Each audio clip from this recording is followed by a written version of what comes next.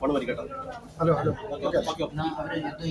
തന്റെ സിനിമാ ജീവിതത്തിൽ അരനൂറ്റാണ്ട് പൂർത്തിയാക്കിയാണ് മലയാളത്തിന്റെ സ്വന്തം മല്ലിക സുകുമാരൻ. കുടുംബമായി തന്നെ മലയാള ചലച്ചിത്ര ലോകത്തോട് ഇണങ്ങി നിൽക്കുന്ന ഒരു കുടുംബം. നമുക്ക് അല്പനേരം മല്ലിക സുകുമാരനുമായി സംസാരിക്കാം. സിനിമയിൽ 50 ആണ്ട് അരനൂറ്റാണ്ട് പൂർത്തിയാക്കുന്നു. വളരെ പെട്ടെന്ന് പറയാവുന്ന ഒരു കാലമല്ല. എന്നാൽ പോലും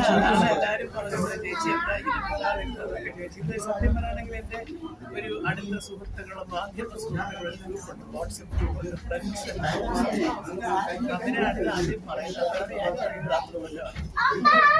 അവരെല്ലാവരും കൂടെ ചേർന്ന് ഒരു പരിപാടി സംഘടിപ്പിച്ചു.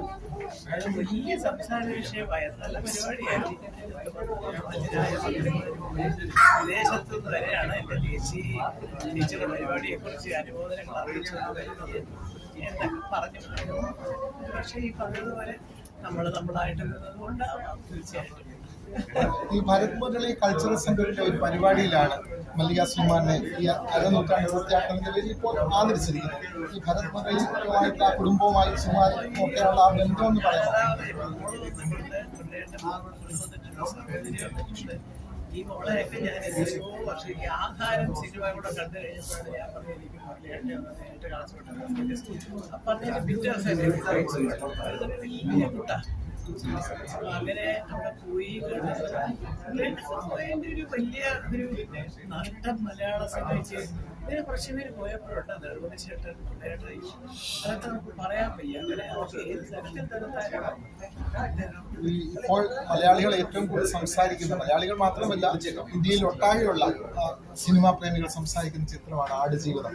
ആടുജീവിതം സിനിമ മകൻ എത്രയോ കഷ്ടപ്പെട്ട്, മകൻ മാത്രമല്ല ബ്ലസ്സി അടക്കമുള്ള ആളുകൾ അതിന്റെ ഒരു വികാരം ഒന്ന് പങ്കുവെക്കാം.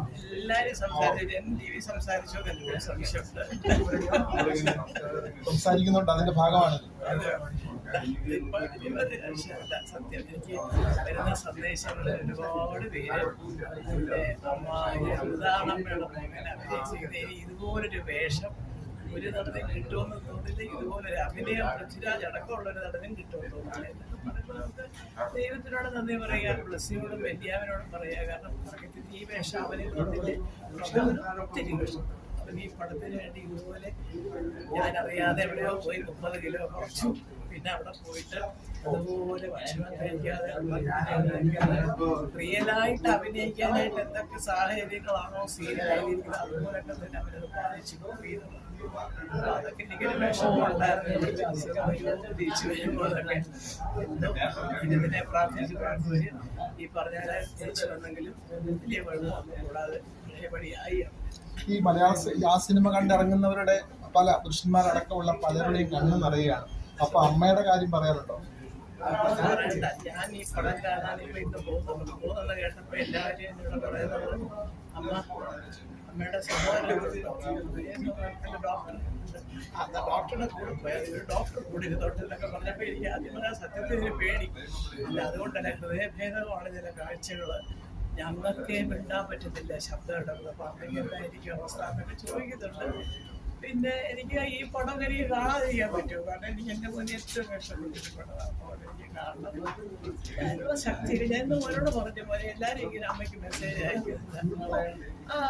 അവരൊക്കെ എന്നെ കണ്ടിട്ടില്ല. ഞാൻ വീട്ടിലോട്ടൊക്കെ ധൈര്യമായിട്ട് പോയി കണ്ടാട്ടെ എന്നൊക്കെ പറഞ്ഞു. പിന്നെ പ്രാർത്ഥിക്കുകയാണ്, ഈശ്വര ഇറങ്ങി വരുന്നത് ആണുങ്ങളായാലും പെണ്ണുങ്ങളായാലും ഇങ്ങനെ ഈ ശബ്ദം ഇടറി കണ്ണ് നിറഞ്ഞൊക്കെ പറയുമ്പോൾ എന്തുമാത്രം ഈ നജീബ് അവരുടെ ഉള്ളിലേക്ക് പോയി എന്നുള്ളതിനെ കുറിച്ചാണ് സത്യം. അതെന്റെ മകനിലൂടെ സാധിച്ചല്ലോ എന്നുള്ള ഒരു സന്തോഷം. മകൻ നടൻ എന്നുള്ള നിലയിലാണോ സംവിധായകൻ എന്നുള്ള നിലയിലാണോ അമ്മയ്ക്ക് കൂടുതൽ?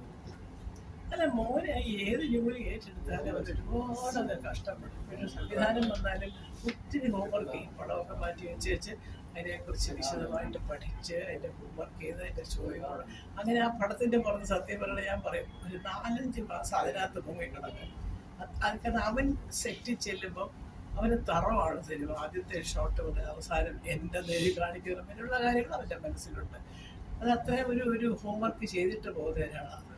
എന്നാലും നടനെന്നുള്ള നിലയിലും സംവിധായകൻ എന്നുള്ള നിലയിലും മോശം എന്ന് പറയാൻ എനിക്ക് തോന്നിയിട്ടില്ല. വ്യത്യസ്തമായ വേഷങ്ങൾ വരുമ്പോൾ ആ രീതിയിൽ അഭിനയിക്കണം. ഇപ്പം ആടുജീവിതത്തിലെ അഭിനയമല്ലല്ലോ നമുക്ക് അമർ ബ്രാൻഡിനെയിൽ വേണ്ടത്. അപ്പോൾ എല്ലാം ചെയ്യണ്ടേ എല്ലാം. ഈ സിനിമയിൽ അരനൂറ്റാണ്ട് പൂർത്തിയാക്കുന്നു. അമ്മയുടെ ഒരു ആഗ്രഹമുണ്ടോ, ഇനി ഇങ്ങനെ ഒരു കഥാപാത്രം എനിക്ക് കിട്ടിയാൽ കൊള്ളാം? അങ്ങനൊന്നുമില്ല, ഇത്രയൊക്കെ വയസ്സായില്ലേ. നമുക്കെപ്പോഴും ഇപ്പൊ എന്നെ അങ്ങനെ നിരന്തരം വിളിച്ചോണ്ടിരുന്നിട്ടൊന്നുമില്ല എല്ലാ പ്രൊഡക്ഷൻസും. അങ്ങനെ ഇരിക്കുമ്പോൾ ഒരാൾ വന്ന് വിളിക്കും, നമ്മൾ പോകും. ഇപ്പോൾ അങ്ങനെ ചില നല്ല റോളുകൾ, ഇപ്പൊ പ്രോഡ് ആഡിയിൽ ഒരുപാട് സീനില്ലെങ്കിലും ഒരു കോമ്പറ്റീഷൻ ജഡ്ജായിട്ട് പോയത് 3 വയസ്സായ ഒരു കുഞ്ഞു വരെ കാണിച്ചിടാ ഓണക്കുട്ടിയെ എന്താ ആളാ എന്നൊക്കെ പറഞ്ഞപ്പോ അതൊക്കെ ആ കുഞ്ഞു പറയുന്നത് കണ്ടപ്പോ എനിക്ക് അത്ഭുതമായിരുന്നു, കാണാതെ പഠിച്ച്. എന്ന് പറയുന്ന പോലെ അങ്ങനെ മനസ്സിൽ നിൽക്കുന്ന കഥാപാത്രങ്ങള് ഏത് സിനിമയിലായാലും ഞാൻ പോയി ചെയ്യും. വളരെ അഭിമാനപൂർവ്വം തന്നെയാണ് മല്ലിക സുകുമാർ ഇപ്പോൾ നമുക്കൊപ്പം നിൽക്കുന്നത്. മകന്റെ ഇത്രയും കാലത്തെ അഭിനയ ജീവിതത്തിൽ അല്ലെങ്കിൽ സിനിമാ ലോകത്തെ തന്നെ ഏറ്റവും വലിയ മാസ്റ്റർ പീസായി മാറാൻ പോകുന്ന ആടുജീവിതത്തിൽ തന്റെ മകൻ അഭിനയിച്ച കഥാപാത്രത്തിന്റെ അഭിമാനത്തോടെയാണ് മല്ലിക സുകുമാരൻ എന്ന മലയാളത്തിന്റെ സ്വന്തം അമ്മ സിനിമയുടെ അരനൂറ്റാണ്ട് പൂർത്തിയാക്കുന്നത്. നമസ്കാരം. Thank you.